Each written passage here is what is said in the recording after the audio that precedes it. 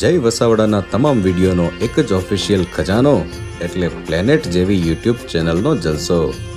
તો જલ્દી લાઈક કરો, સબસ્ક્રાઇબ કરો અને બેલ આઇકન પ્રેસ કરી ઓલ સિલેક્ટ કરો, જેથી તમે જોઈ શકો અમારા વિડીયો સૌથી પહેલા. જે ભાઈ મેં બહુ વર્ષો પહેલા આપણું ઇન્ટરવ્યુ જોયું હતું અને એમાં જે ભાઈ એવું બોલેલા કે હું જે પણ કમાઉં છું એમાંથી વાંચનની સામગ્રી ખરીદું છું, એ વાંચું છું અને પછી એમાંથી કમાઉં છું અને પછી એમાંથી વાંચનની સામગ્રી લઉં છું અને પછી એમાંથી કમાઉં છું, એમાંથી વાંચનની સામગ્રી લઉં છું અને આ યાત્રા મારી અવિરત ચાલે છે. એટલે ખૂબ વાંચન, સતત વાંચન નું આ મોટું ઉદાહરણ છે. It's an inspiration to so many youngsters અને એના પછી ખૂબ સારું જે લખાય છે. પણ મારે આજે જયભાઈને એવું પૂછવાનું છે કે પુસ્તકો તો અસંખ્ય હશે જેના વિશે વાત કરી છે જયભાઈએ, સાહિત્ય, કવિતા, ઘણું એ હશે, પણ આજનો જે વિષય છે એ થોડો પેચીદો કદાચ હશે કારણ કે વિષયમાં વકીલો છે. 18 એવા વકીલોની વાત છે, એનું આ પુસ્તક છે. એટલે પુસ્તક વિષયની વાત તો ચોક્કસ કરવાની છે, આપણી સાથે બીજા બે અંતે મહાનુભાવો પણ જોડાવાના છે. પણ અત્યારે મારે જે ભાઈને એક સવાલ પૂછવો છે ને એમના જોડેથી જાણવું છે કે અત્યારે તમારી લાગણી શું છે? એ બહુ સરસ વાત છે, કારણ કે હું તો વકીલ નથી, પણ એટલું ખરું કે ભારત આખો દેશ છે ને વકીલોથી બનેલો છે. પણ આ સ્ટેટમેન્ટમાં વકીલોના કાર્યક્રમમાં આવ્યો એટલે સામાન્ય રીતે વક્તાઓની મીટિંગ હોય, જે કાર્યક્રમમાં જાય એના આયોજકોને થોડા મોખી, પણ એ કારણથી નથી કરતો.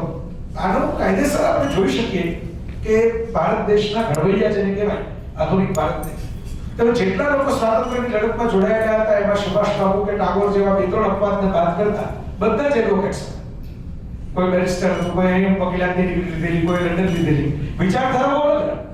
દાખલા તરીકે મોહમ્મદ અલી જીન્ના પણ હોય અને વીર સાવરકર પણ હોય, તો બધા અલગ અલગ વિચારધારાના પણ હતા બેરિસ્ટર.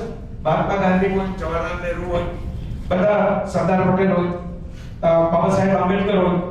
એટલે આખા દેશનું ઘડતર જે થયું છે, જેને આપણે આઝાદ ભારત કહીએ છીએ, એ વકીલોના હાથે થયેલું છે. એટલે આ કાર્યક્રમ અને આ પુસ્તક બંને એ કારણથી પણ થોડું સ્પેશિયલ છે. અને અત્યારના રાજકારણમાં પણ વકીલો છે એટલે સતત વકીલોનું તો યોગદાન રહે છે. એટલે અત્યારે રાજકારણમાં વકીલો છે પણ બધી દલીલો વધારે છે વકીલો કરતા. પણ ત્યારે તો ખરેખર વકીલો હતા કે જે લોકો કાયદાનું, અને બહુ અઘરું હતું. ભારતની અંદર વર્ષો સુધી એવો પ્રયત્ન કરવામાં આવ્યો. કૃષ્ણએ સુધર્મ સભાની સ્થાપના અને અધ્યક્ષસી તથા ગુરુ, first sentence defining the democracy, એ ભગવદ ગીતામાં છે. હું માનું છું કે આખી ગીતા માણસ સંભળાવી દે. મામેક શરણમ વ્રજ, એટલે એવું કહી પણ દે કે મારા શરણે આવવાથી ફાયદો થશે. આવું કહ્યા પછી પણ છેલ્લે ચોઇસથી છૂટ આવે. કન્વિક્શન તમારું હોય તો જ તમારે મારા શરણે આવવું, નહીં કે હું કહું એટલે આવું.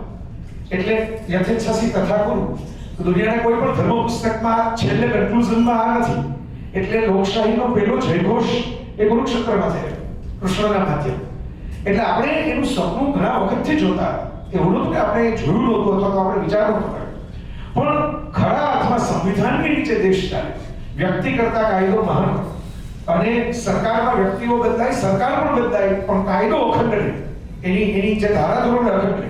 અને આ પુસ્તક જેની તમે મને વાત પૂછો છો એ મને વિશિષ્ટ લાગ્યું એનું કારણ એ છે કે કોઈ પણ બાબતમાં તમે મને કહ્યું કે ભાઈ હું મારા વિશે જે તમે સાંભળેલું કે ભાઈ હું પુસ્તકો વાંચવામાંથી પૈસા કમાઉં, પછી એ કમાઉં એમાંથી વધારે પુસ્તકો કે ફિલ્મો કે પ્રવાસો, એ ત્રણ સિવાય વધારે કંઈ મારી પાસે બીજું હોતું નથી ખર્ચવા.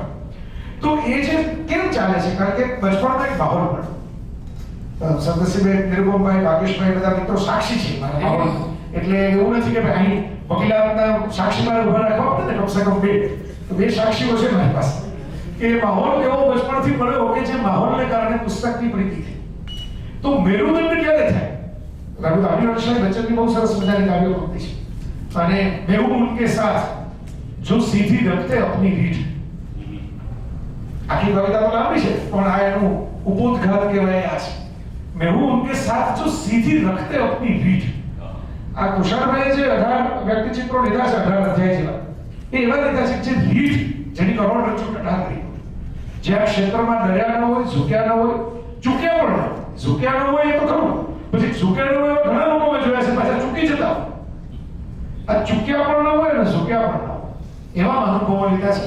હવે માહોલ તમે બનાવો, જેમ રશિયામાં ગ્રાન્ડ માસ્ટર્સ વધારે પેદા થતા હોય તો આપોઆપ ચેસના બીજા 5 ગ્રાન્ડ માસ્ટર્સ આવે. જ્યાં જે ખેલ કોઈમાં તીરંદાજી ચાલતી હોય, કોઈનામાં કોઈ બીજું, તો આપણે ત્યાં ક્રિકેટનો માહોલ હોય તો આપોઆપ આઈપીએલમાં નવી ટેલેન્ટ ક્રિકેટની વધારે આવે.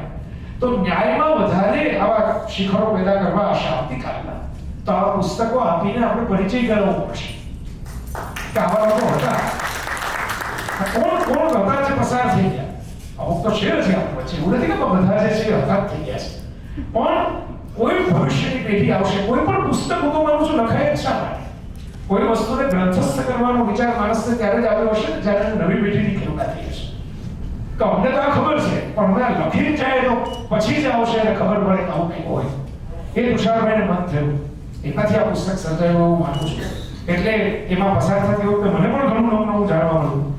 વિવેકાનંદભાઈના પરિચયની અંદર મને મજા આવે, હું સાહિત્યનો માણસ છું, મને મજા આવે કે વકીલાતમાં આવું પણ આવે કે પેલા પૂછવામાં આવે તમે સવાલ એટલે કઈ સવાલ?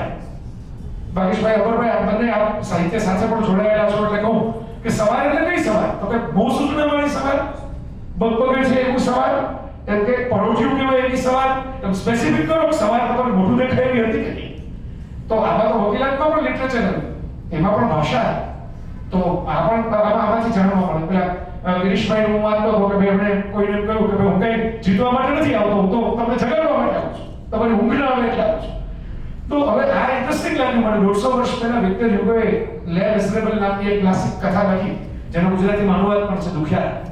એમાં એમણે પ્રસ્તાવનામાં બહુ આટલી નાનકડી પ્રસ્તાવના છે લેખકની, અને એમાં છેલ્લી લીટી, એક લીટી એને એમ લખી છે કે આવા પુસ્તકો ત્યાં સુધી વંચાતા રહેશે, રિલેવન્સ એની ત્યાં સુધી રહેશે જ્યાં સુધી આ જગતની અંદર પૈસાના અભાવે ભણી ન શકતું બાળક હશે, જ્યાં સુધી પોતાની સામાજિક મુશ્કેલીઓ દૂર ન કરી શકે એટલે દેહ વેચતી સ્ત્રી હશે, અને જ્યાં સુધી અન્ન ન મળી શકે એના માટે ગુનો કરતો ગુનેગાર વ્યક્તિ હશે, ત્યાં સુધી આ પુસ્તકની રિલેવન્સ રહેશે.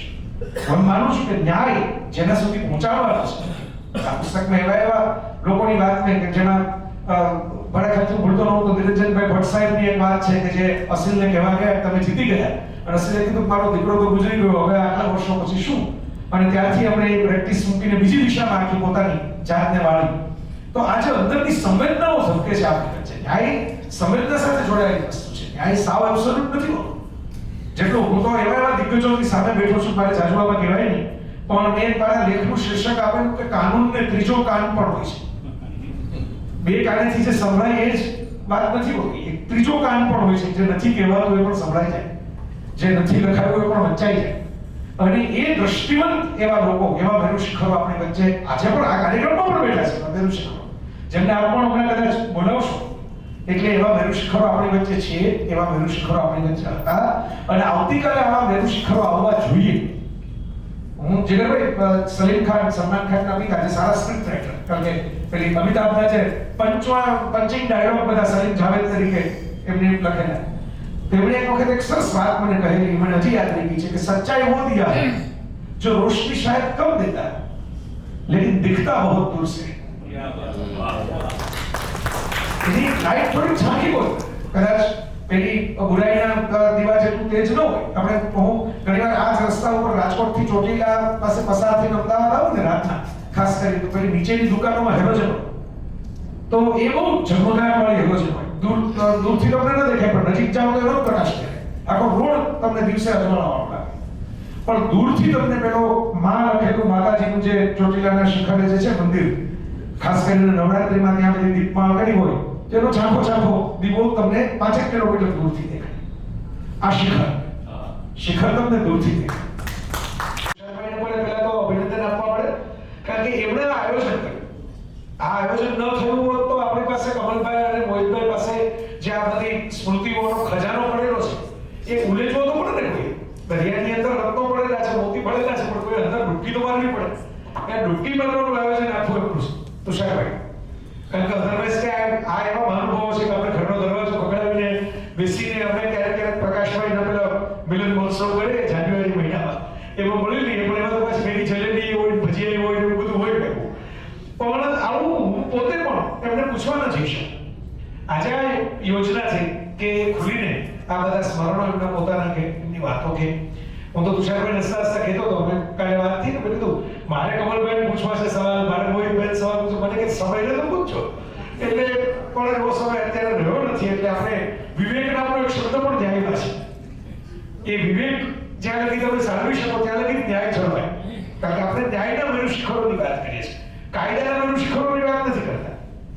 આ ફરક આપણે બધાએ સમજવો પણ જોઈએ. આપ તો વિદ્વાન લોકો છો, હું તો આપની સામે કઈ એટલો બધો કઈ કાયદાની બાબતમાં જાણતો નથી, પણ હું એટલું સમજી શકું છું કે કાયદો, લો એન્ડ જસ્ટિસ બે જુદી વસ્તુ છે. આપણે એવા વ્યક્તિઓની વાત કરી અને એવા વ્યક્તિઓ સાથે વાત કરી. એમની વાત તો કરી જ, પણ વાત કરવા વાળા પણ આપણે એવા શોધીને એમની સાથે વાત કરી કે જે લોકો ન્યાયને વળગી રહે, માત્ર કાયદાને નહીં. કારણ કે ઘણી વખત આપણે એવું જાણીએ છીએ કે ભાઈ કાયદેસર કોઈ વાત સાચી લાગતી હોય, પણ એ કાયદેસર હોવા છતાં એ ન્યાયના ધોરણોની અંદર ખોટી થતી હોય. અને એટલે એ જે વાત આપણે જે વ્યક્તિઓમાંથી પસાર થયા, હું બેઠા જીગરભાઈ આ જો આગળનો વિચાર છે. અમારા ક્ષેત્રમાં અમારે બીજું કંઈ કરવાનું નથી. આ એટલે વાળ વધારે ખરે, પેટ મોટું થતું જાય, પણ વાળ ઓછા થતા જાય. અમારે આ જ કરવાનું છે, બેઠા વિચાર્યા કરવાનું, જોયા કરવાનું. તો મને તાજવામાં એવો વિચાર છે કે શિખર ઉપર જવું હોય તો કેમ જવાય? તો એક રસ્તો તો હમણાં આપણે ચર્ચા કરતા હતા, મારી વચ્ચે વાત આવી તો મેં કહ્યું કે હેડ પુલી આપણે ઉપર ચડીએ. હવે ઉપર ન ચડીએ તો સામાન્ય સંજોગોમાં શિખર દર્શન હંમેશા વિમાનમાંથી થાય. કારણ કે વિમાન એક જ એવી વસ્તુ છે જે તમને શિખર સુધી લઈ જાય. તમે ઉપરના મોટા શિખરો આપણે ચડી ન શકીએ, પણ વિમાનમાંથી બારીમાંથી જોઈ શકીએ, ફોટોગ્રાફી કરી શકીએ. તો આપણે 18 જેટલા મેરુ શિખરોની યાત્રા અત્યારે કરી. વિશ્વની આપણે જેમ યાત્રા કરતા હોય એવી રીતે 18 ની યાત્રા કરી. એ આપણા બંને આપણા એના માટેના જે તમે કહો, તમે પંડિત કહી શકો, તમે ગાઈડ કહી શકો, તમે એ યાત્રા માટેના માર્ગદર્શક કહી શકો, નેવિગેટર કહી શકો. બંને પહેલા તો એમનો આભાર માન્યો, મોહિતભાઈ અને કમલભાઈ, કે એના વિમાનમાં આપણે બેસાડીને યાત્રા કરાવી, આપણને દર્શન કરાવ્યું, રિયલ શોટ્સ બધા લીધા શિખરો. એની સાથે મને જે વિચાર આવ્યો એ આવ્યો કે વિમાન શબ્દ ગુજરાતીમાં, કારણ કે ઘણા બધા શિખરો એવા હતા કે જે ભાષાના પણ પંડિત હતા. હમણાં જ આપણે વાત થઈ ચર્ચાની ભાષાની, એટલે મને ઘણી વાર એવું લાગે લેમેન તરીકે, મારી લેમેન તરીકે કહું છું, સામાન્ય કોમન મેન તરીકે, કોઈ એમાં જય વસાવડા લેખક છે કે જય વસાવડા વક્તા છે એવી વાત નહીં. મને બે કુતૂહલ થાય કે કાયદામાં ને મેડિકલમાં એ ખાસ ટર્મિનોલોજી વિકસાવવામાં આવે કે જે સામાન્ય બેઠેલો માણસ સમજી જ ન શકે. વાત એના વિશે જ થતી હોય પણ એને ન સમજાય. એટલે કેન્સર છે એવું કોઈ ડોક્ટર બોલે જ નહીં. મેલિગ્નન્સી છે કે મેટાસ્ટેટિસના સ્ટેજમાં છે, એટલે જેને થયું હોય એ વિચારે છે કે આ શું હશે, આપણે ગૂગલમાં પૂછું જોવું પડશે. એવું કાયદામાં પણ છે.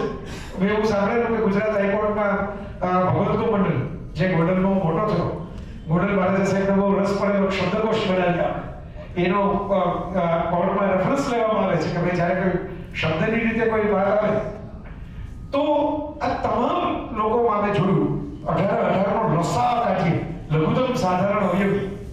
હવે આવા બધા શબ્દો છે એ વિન્ટેજ થતા જાય છે, ક્યારેક મ્યુઝિયમમાં હશે આ બધા શબ્દો, કારણ કે હવે લોકો લસા બોલીએ તો નવી પેઢીના બાળકો કદાચ સમજાશે જ નહીં કે શેની વાત ચાલે છે. તો એ કાઢીએ તો વિમાન શબ્દ આવે છે, વિદ્વત્તા. એક પણ વ્યક્તિ એવી નથી કે જે વિદ્વાન ન હોય, ખાલી સારું હૃદય હોય એમ નહીં, સ્કોલર. વિદ્વાન સાહેબ તો આપણી સામે જ બેઠા છે, આપણી વચ્ચે જ છે, પણ જેને યાદ કરવામાં આવ્યા એક પણ વ્યક્તિ માટે તમે એમ ન કહી શકો કે એમને આ માણસ બહુ સારા પણ એમનું કાયદાનું જ્ઞાન આમ તેમ નહીં. આપણે બધામાં સાંભળ્યું કે દરેક લોકો સૂક્ષ્મ રીતે માઇક્રોસ્કોપમાં મૂકીને જોઈ શકે એવી રીતે અર્થઘટન કરી શકે. કદાચ તમે મોબાઈલ બની શકશો વધારે સારા, પણ વધારે સારા મેરુ શિખર નહીં કરી શકો. તો આ વિદ્વત્તા માનવ દરેક વ્યક્તિઓનું આપણે એ પાસું, અને બહુ સરસ રીતે બંને ખોલી દીધું એ પાસું કે વિદ્વાન તો હતા જ, પણ કોરા શુષ્ક વિદ્વાન નહોતા. એની સાથે હૃદય હતું, એની સાથે ધબકતું એક માનવ કાળજું કહેવાય એવી એક સંવેદના હતી. અને બધાએ માનવતાને ધ્યાનમાં રાખીને અમુક નિર્ણયો જીવનના પણ લીધા. એવું નહીં કે કેસના લીધા, પોતાના વ્યક્તિગત જીવનના નિર્ણયો માનવતાને ધ્યાનમાં રાખી દીધા. એટલે એ સત્યના પક્ષે ઉભા રહી શકે, એટલે ન્યાય માટે લડી શકે, એટલે કશું છોડી શકે. સૌથી અઘરી વાત તો એ જ છે જીવનમાં. ગૌતમ બુદ્ધ, તથાગત બુદ્ધે એવી એક વાત લખેલી છે કે જીવન એટલે બીજું શું, તમે જે વસ્તુ વગર ચલાવી ન શકો એના વગર ચલાવવાની કળા. તમારે કંઈક છોડવું પડે જો જીવનની યાત્રા તમારે ઉપર લઈ જવી હોય. આમે સાયન્સ એવું કહે છે કે તમારે ઉપર જવું હોય તો વજન ઓછું કરવું પડે. બુસ્ટર રોકેટ બધા ત્યાગ કરો, પછી સેટેલાઇટ ઓર્બિટમાં જાય, ભ્રમણ કક્ષામાં જાય. તો માં એટલે માનવતાના નાતે આ લોકોએ ઘણું બધું છોડ્યું, ઘણી બધી ચિંતા કરી. પોતે ન હોય તો પણ પછીનું શું થશે, સમાજનું શું થશે, આ બંધારણનું, કાયદાનું, લો સિસ્ટમનું, જ્યુડિશિયરીનું શું થશે, એની ચિંતા કરી. એટલે માનવતા, ન કરતા, किसी की भी परवाह करते नहीं, जमाने से कुछ लोग डरते नहीं. एक फिल्मी अंदर में आप शब्द सामने लो, किसी की भी परवाह करते नहीं, जमाने से कुछ लोग डरते नहीं. તમને બધાને ખ્યાલ હશે કે માર્શલ નામના એક અમેરિકન સુપ્રીમ કોર્ટની અંદર પહેલા જે બ્લેક જજ આવેલા, જ્યારે પ્રોવિઝન હતું કોઈ બ્લેક લોકોને એમાં રહેવા રાખવા, અને બહુ લડીને આવેલા. એમની લાઈફ ઉપરથી ફિલ્મ આખી ઉતરેલી છે. અને એમાં એક ડાયલોગ મેં ફિલ્મ જોઈ, માર્શલ સાહેબ તો નથી, વર્ષો પહેલા થઈ ગયા, એમના વિશે વાંચ્યું નથી, પણ એ ફિલ્મમાં બહુ સરસ મજાનો સાહેબ ડાયલોગ છે. જ્યારે એમને બહુ અન્યાય થતો હતો, કારણ કે માત્ર ચામડીના રંગને કારણે જ્યાંથી એ પહોંચ્યા યાત્રા કરીને, પણ એ સુપ્રીમ કોર્ટના જજ બન્યા પછી આખી લોકોને માટે વિઝન ખુલી ગયું કે બરાક ઓબામા પણ એડવોકેટ થઈ શકે, અને એડવોકેટ થઈને પછી પ્રેસિડેન્ટ પણ થઈ શકે ત્યાં સુધી. તો એ જે માર્શલ સાહેબ એવું કહેલું કે દરેક વખતે એવું નથી હોતું કાયદા આપણી તરફેણ કરે, પણ આપણે એટલા મજબૂતાઈથી ઊભા રહેવું પડે કે કાયદાઓ આપણી તરફેણમાં થાય. આપણી મજબૂતાઈમાં એ વસ્તુ છુપાયેલી છે, આપણી નક્કરતામાં એ વસ્તુ છુપાયેલી છે. We have to stand firm, કે જ્યાં સુધી આપણે યોગ્ય બાબત સુધીની દિશામાં નહીં લઈ જઈએ. એટલે તો બંધારણ છે એ વહેતી નથી છે જેમાં તમે એમેન્ડમેન્ટ કરી શકો. એ બંધારણ એમ નથી કે જ્યાં દિવાલો રચાઈ ગયા પછી ફેરફાર ન થાય. તમે એમાં સુધારા, સંસદને સુવિધા આપવામાં આવી છે. ઇવન સુપ્રીમ કોર્ટને પણ અમુક કિસ્સામાં એ સુવિધા આપવામાં આવી છે કે તમે એમેન્ડમેન્ટ કરી શકો, એને ટકોર કરી શકો, એમાં સુધારો કરી શકો. પણ નક્કર લોકો હતા જે સ્ટૂડ ફર્મ, મજબૂત રીતે પોતાના ગ્રાઉન્ડ ઉપર ઉભા રહ્યા, અને એ જ્યાં લગી એમની લડાઈ પૂરી ન થાય ત્યાં લગી ઝૂક્યા નહીં. એટલે મેં શરૂઆતમાં પણ કહેલું કે ખાલી ઝૂકે નહીં એ મહત્વનું નથી, ચૂકે નહીં એ પણ મહત્વનું છે. એ ઝૂક્યા પણ નહીં અને ચૂક્યા પણ નહીં. અને હિન્દીનો શબ્દ આપણે વાપરીએ તો રૂક્યા પણ નહીં. રોકાય, રૂકના મત, ચૂકના મત, ઝૂકના મત, એ પ્રકારના મેરુ શિખરોમાંથી આપણે પસાર થયા. અંતમાં મારે એટલું જ કહેવાનું, સમય ઘણો થયો છે, પૂરો થવા આવ્યો છે. આ પુસ્તકમાંથી પણ પસાર થજો. પુસ્તક એટલા માટે તો બને છે કે જે તમે પુસ્તકની સમયે પસાર થઈ શકો એમાં. અને હવે આપણે જોયું કે આ પુસ્તક એક આખું લખી શકાય એટલી તો સ્મૃતિઓ માત્ર કમલભાઈ અને મોહિતભાઈ પાસે છે. એક સ્વતંત્ર પુસ્તક લખાઈ જાય તુષારભાઈ આખું તમે ધારો તો એમની પાસે બેસીને એટલા પ્રસંગો, એટલી ઘટનાઓ આપણે કહેવામાં આવી. તો મહાભારત આપણે આપણા મૂલ્યથી શરૂઆત કરી કે આ પુસ્તકમાં પણ ગીતાથી પહેલું પાનું ઉઘડે છે. મહાભારતમાં એક કૌશિક મુનિની કથા છે. કથા ટૂંકાવીને કહું છું કે એબ્રિજ વર્ઝનમાં કહું છું, ફાસ્ટ ફોરવર્ડમાં કહું છું.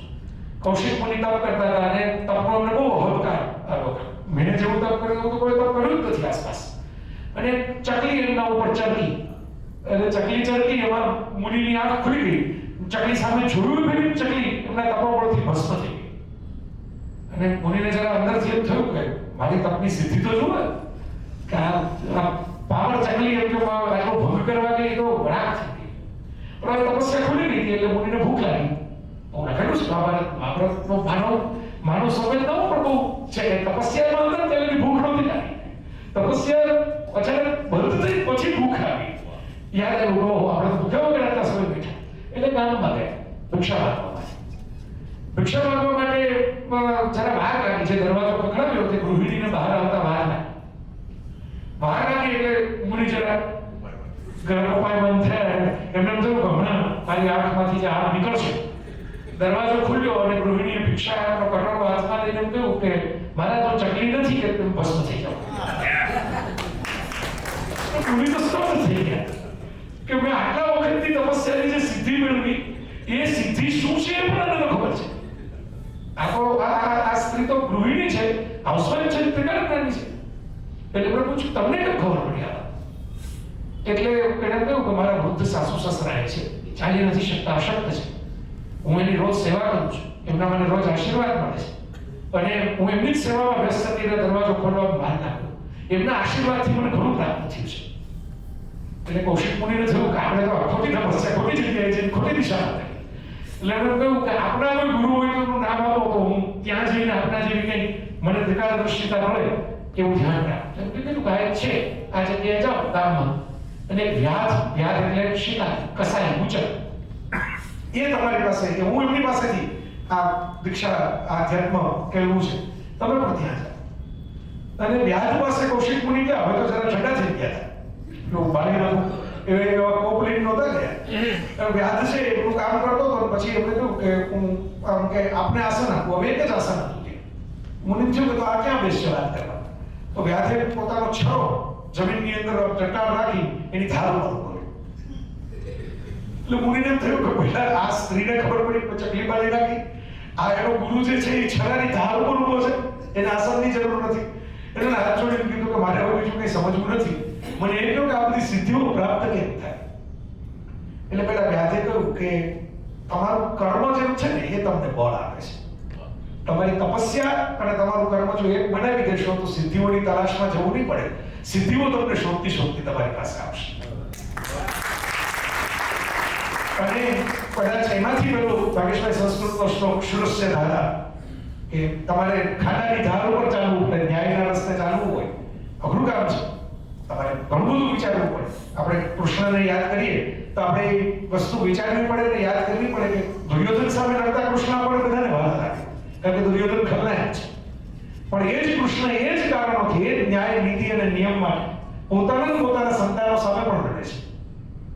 એ યાદવાસ્થાની આપણે ત્યાં બહુ કથા કે ચર્ચા નથી થતી, કારણ કે એમાં પોતાના હોય છે. પણ કૃષ્ણ માટે એવો ભેદ નથી કે પેલો દુષ્ટાસ્વ દીકરો તે માટે મારવાનો છે, કે આ સામાન્ય પણ એ સામે લડે છે અને દુર્યોધનની સામે લડે છે, કારણ કે ન્યાયમાં તમે વ્યક્તિગત બાયસ નથી લઈ આવી શકતા. અને આપણે સમાપન એટલે ત્યાંથી કરીએ જેના બહુ બધી ચર્ચાઓ આપણે આખા દેશમાં થઈ થોડા સમય પહેલા. રામ તો મેં એક નાનકડો લેખ લખેલો અને વક્તવ્ય આપેલું, એમાં એમ લખેલું કે when you are a man of law, you are not man of law. રામની કથામાં સૌથી મોટી જો તમે વિભાવના જુઓ કે તમે વિધિની વક્રતા જુઓ તો એ છે તમે જ્યારે સિદ્ધાંતના રસ્તે ચાલવાનું પસંદ કરો છો, જ્યારે તમે મર્યાદા પુરુષોત્તમ એટલે ન્યાયના રસ્તે ચાલવાનું પસંદ કરો છો, ત્યારે પ્રેમનો રસ્તો તમારા માટે થોડો થોડો ઓછો થાય છે. તમારા બાપનો પ્રેમ, માનો પ્રેમ હાથ જોડીને કહેવું પડે, વચન મુજબ મારે બહાર જવું પડશે. તમે ગમે એટલા દુઃખી થાવ, હું નહીં આવું. તમારે પત્નીને એમ કહેવું પડશે કે રાજ્યશાસ્ત્રના જે મર્યાદા છે એ મુજબ મારે ભલે હું બાજુમાં મૂર્તિ રાખી બેસી છે, હું નહીં કરું, બીજી કોઈ વ્યક્તિ લઈ આવીશ, પણ હું સાથે નહીં લઈ શકું. મારા સંતાનોને જન્મતા હું નહીં જોઈ શકું. આ ગાંધીજીમાં પણ તમને જોવા મળે. મેન ઓફ લો તમે જ્યારે થવા જાઓ ત્યારે મેન ઓફ લવ થવા માટે થોડું તમારે કાળજું કાપવું પડે છે. હું માનું છું કે બધા મેનુ શિખરોમાં પણ આ કટોકટી અને પરિસ્થિતિ ક્યાંક ક્યાંક આવી હશે. ક્યાંક કોઈક સંતાનોને એમ થયું હશે તમે કાયદાને, કોર્ટને, કેસને જેટલું મહત્વ આપ્યું એટલું અમારી વગેરે રમવાને ના આપ્યું, અમારે સમય ના આપ્યો, અમારી સાથે વાત ન કરી. અને એ ત્યારે જ તમે રામ બની શકો છો, ત્યારે તમે ગાંધી બની શકો છો. મેન ઓફ લવની સાઈડ તમારે ઘટાડવી પડે. મેન ઓફ લવની સાઈડમાં એ સૌથી મોટી ચિંતા છે, સૌથી મોટું તપ છે. અને એટલે જ સૂરજ છે એ બળી શકે તો બીજાને અજવાળું આપી શકે. એટલે હું તો વ્યક્તિગત રીતે વંદના કરું છું, પ્રતિભાવ નહીં પણ વંદના કરું છું આ બધા બેઠેલા મહાનુભાવોને પણ. એમને દેખાડતા ને ગુરુ ગોવિંદ દોરો ખરે કિસકો લાગુ પાય, એટલે એ બધાની જેમણે કદી આ બધા ગુરુ શિખરો આપણને દેખાડ્યા એમને પણ. અને 18 ગુરુ શિખરો એ બળ્યા હશે ક્યાં, એ કોઈને કહ્યું નહીં હોય છતાં પણ દુઃખી થયા હશે. કેટલાક એમને એવા આંસુઓ હશે. નિર્મોભાઈ બેઠા છે પણ કદાચ દિવ્યકાંતભાઈની 5 વસ્તુ એવી હશે કે જે દિવ્યકાંતભાઈ પોતાના કાળજામાં છુપાવીને રાખી હશે, કારણ કે નિર્મોભાઈને હેમંતભાઈ મોજ મારે. એ દુઃખી ન થાય, એ આનંદમાં રહે. એ બાપનું હૈયું, માનું હૈયું એવું હોય છે. એટલે હું એ તપને વંદના કરું છું કે જેણે પોતાની જાતને બાળીને પણ આપણને બધાના ન્યાય પહોંચવાનું. ધન્યવાદ.